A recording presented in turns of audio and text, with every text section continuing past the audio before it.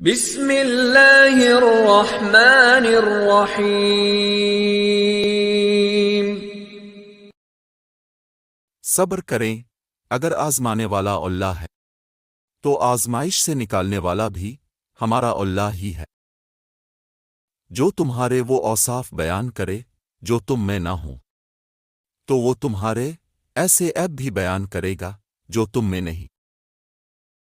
سب سے بڑا ایڈونچر جو آپ لے سکتے ہیں وہ ہے اپنے خوابوں کی زندگی گزارنا۔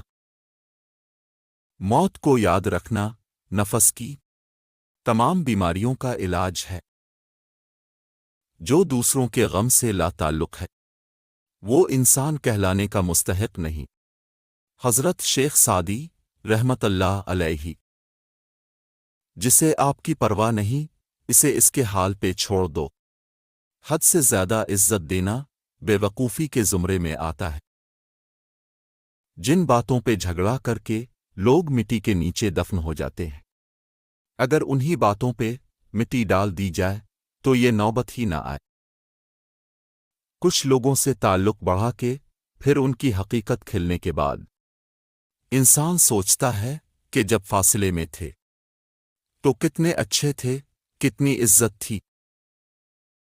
مجھے کیا حق ہے کہ میں کسی کو مطلبی کہوں؟ میں تو خود اپنے رب کو مطلب کے وقت یاد کرتا ہوں۔ برباد کرنے میں بھی اکثر انہی کا ہاتھ ہوتا ہے۔ گلی لگا کر جو کہتے ہیں ہمیشہ خوش رہو۔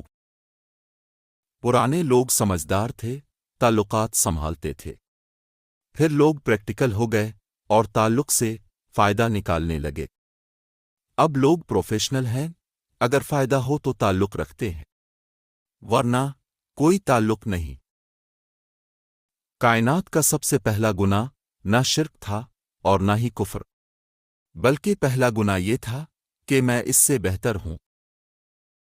ہر بات دل سے لگاؤ گے تو روتے رہ جاؤ گے۔ جو جیسا ہے اس کے ساتھ ویسا بننا سیکھو۔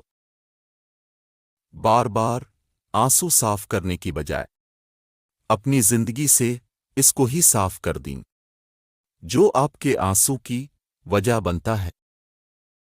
بے شک زندگی تھکا دینے والی چیز ہے، اور جب تم تھک جاؤ تو اپنے رب کو یاد کرو، کیونکہ سکون تو صرف اللہ کے ذکر میں ہے۔ دنیا کی ساری چیزیں ٹھوکر لگنے سے ٹوٹ جاتی ہیں، مگر صرف انسان وہ چیز ہے جو ٹھوکر لگنے کے بعد بنتا ہے۔